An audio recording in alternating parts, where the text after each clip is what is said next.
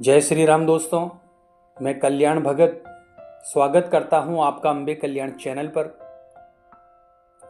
दोस्तों, क्या आपको भी कभी ऐसा लगता है कि आप पूजा पाठ करते हो या फिर साधना तो करते हो और ध्यान में जाने की कोशिश भी करते हो, लेकिन आपको अपने अंदर वो आंतरिक बदलाव महसूस नहीं हो रहा, या फिर आप ईश्वर से एक होने का जो अनुभव है वो प्राप्त नहीं कर पा रहे हो? तो इसकी क्या वजह है? तो चलिए दोस्तों, आज की वीडियो में हम इसी टॉपिक पर बात करेंगे। दोस्तों, कई व्यक्तियों को लगता है कि साधना करना सिर्फ आसन पर बैठना और आंखें बंद करके ध्यान लगा लेने का ही एक काम है। अगर ऐसा ही आप सोचते हैं दोस्तों, तो आपका ये विचार बिल्कुल गलत है। आपको यहाँ पर सत्य को स्वीकार करना होगा, और सत्य यही है दोस्तों कि आध्यात्मिक उन्नति का जो गहरा कनेक्शन है वो आपके आचरण से होता है। यानी आप कितना मीठा बोलते हो या कितनी कड़वाहट के साथ बोलते हो, आपका दूसरे लोगों के प्रति व्यवहार कैसा है, ये इस पर डिपेंड करता है। यानी आपकी आध्यात्मिक उन्नति संपूर्ण रूप से आपके आचार विचार और व्यवहार पर डिपेंड करती है। क्योंकि जो आपकी रोजमर्रा की आदतें हैं, यानी जैसा आप बोलते हो, व्यवहार करते हो, यही आपके अंदर जो आध्यात्मिकता, जो सात्विकता है, जो ऊर्जा है, उसको धीरे धीरे क्षीण कर देती है, यानी खत्म कर देती है। दोस्तों, मैं आपको एक बात बता दूं कि शब्दों में बहुत ताकत होती है। ये शब्द ही किसी भी व्यक्ति को उन्नति की ऊंचाइयों पर ले जा सकते हैं और पतन का रास्ता भी दिखा सकते हैं। इसीलिए दोस्तों, जो संत लोग होते हैं, जो बड़े बड़े ऋषि मुनि होते हैं, वो ज्यादातर मौन रहना पसंद करते हैं, क्योंकि मौन रहने से हमारे शब्दों में एक दिव्य ऊर्जा समाहित होती है। दोस्तों, आपने देखा होगा, लोग तरस जाते हैं कि ऋषि मुनि उनसे कुछ बोलें, क्योंकि उनका हर एक शब्द आशीर्वाद के रूप में निकलता है। और यही मीठी वाणी और आपका अच्छा आचरण आपकी साधना में, आपकी भक्ति में आपको आगे बढ़ाता है। दोस्तों, कर्म सिद्धांत की बात करें तो सृष्टि का एक अटल नियम है कि आप जो देते हो वही आपको मिलता है। यानी प्रकृति से कुछ लेना है तो प्रकृति को कुछ देना पड़ता है, और जैसा दोगे वैसा ही प्रकृति आपको वापस करेगी। यानी अगर आप किसी का अच्छा कर रहे हो, किसी को मीठा बोलकर उसको आनंदित कर रहे हो, तो वही आनंद, वही सुख जो आप दूसरे लोगों को दे रहे हो, वही सुख आपको प्रकृति के द्वारा दुगने रूप में दिया जाएगा। और दोस्तों, यही चीज उल्टी हो जाती है जब आप किसी की बुराई करते हो या किसी का बुरा चाहते हो, तो वही चीज आपके साथ होने लगती है। दोस्तों, ये आपको पहले से ही जान लेना चाहिए कि यदि आपने किसी के साथ बुरा किया है तो उसका परिणाम आपके लिए भी अच्छा नहीं होगा। लेकिन इंसान इस चीज को भूल जाता है, उसके परिणाम को भूल जाता है। दोस्तों, आपने एक कहावत तो सुनी ही होगी, जैसा बीज बोओगे वैसा ही फल पाओगे। अब दोस्तों, ऐसा तो होता नहीं है कि आप एक बीज बोते हो तो वो पेड़ आपको सिर्फ एक ही फल देता है। बीज आपने एक बोया है, लेकिन फल आपको दुगना चुगना मिलता है। ठीक उसी प्रकार यही विधि का विधान है कि आप जो कुछ भी देते हो वही अधिक मात्रा में लौटकर आपको मिलता है। अगर आप सुख की इच्छा रखते हो कि आपको सुख मिले, आपका जीवन सुखी हो जाए, तो आपको दूसरों के भी मान सम्मान का ध्यान रखना होगा। आपको इस चीज का विशेष तौर पर ध्यान रखना होगा कि आपके आचरण के द्वारा या आपकी वाणी के द्वारा किसी का अहित ना हो, किसी के मन को ठेस ना पहुंचे। कहीं कोई ऐसा व्यक्ति तो नहीं है जिसकी आंखों में आपकी वजह से एक भी आंसू आया हो, जिसका हृदय दुखी हुआ हो। दोस्तों, आप जो दोगे वही लौटकर आपको मिलेगा।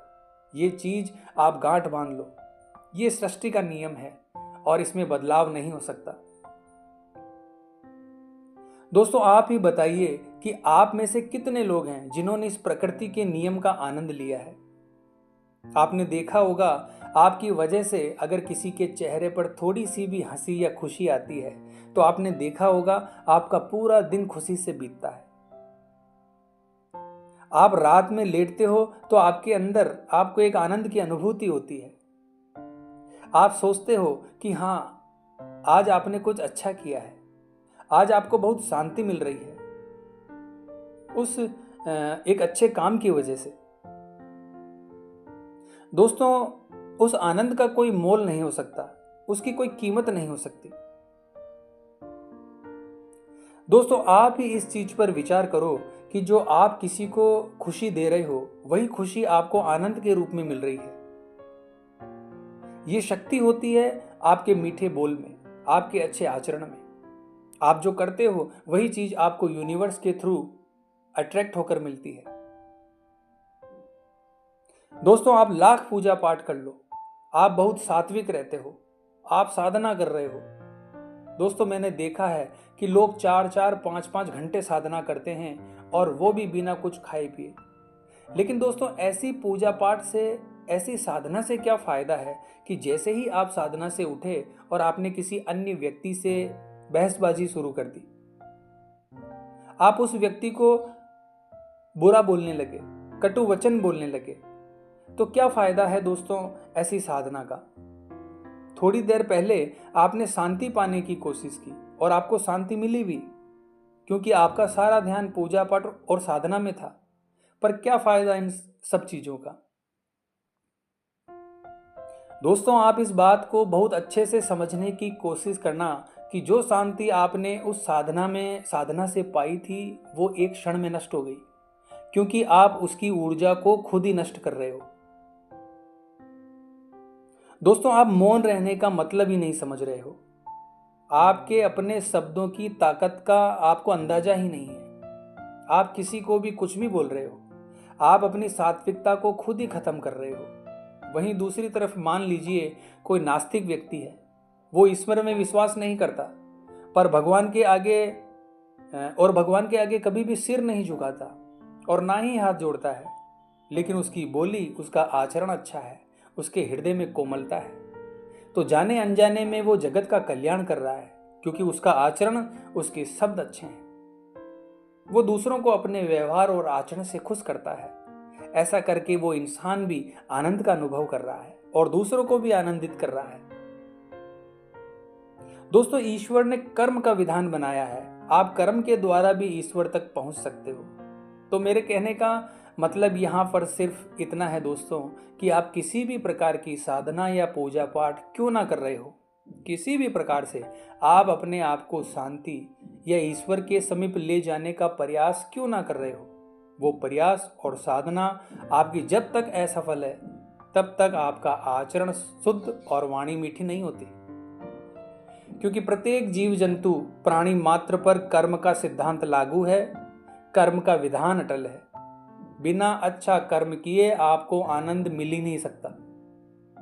आप अपनी साधना कर लो, पूजा पाठ कर लो, उसके बाद आप अपने आचरण से, व्यवहार से लोगों को रुलाओ, उन्हें तकलीफ दो, उन्हें चोट पहुंचाओ, तो वो साधना आपकी कभी भी फलित नहीं होगी। इसलिए दोस्तों, अगर आप भी साधना करते हैं, मंत्र जाप करते हैं, पूजा पाठ करते हैं और आध्यात्मिक मार्ग में आगे बढ़ना चाहते हैं, तो अपने आचार, विचार और व्यवहार में बदलाव लाना आपके लिए बहुत जरूरी है। तभी आप आध्यात्मिक मार्ग में आगे बढ़ पाओगे। तो उम्मीद करता हूं दोस्तों, आज की ये जानकारी, आज की ये वीडियो आपके लिए उपयोगी साबित होगी। तो कमेंट बॉक्स में हर हर महादेव जरूर लिखें दोस्तों, और हमारे चैनल को लाइक और सब्सक्राइब जरूर कीजिए। मिलते हैं अगली वीडियो के माध्यम से। जय मां अम्बे, जय श्री कल्याण।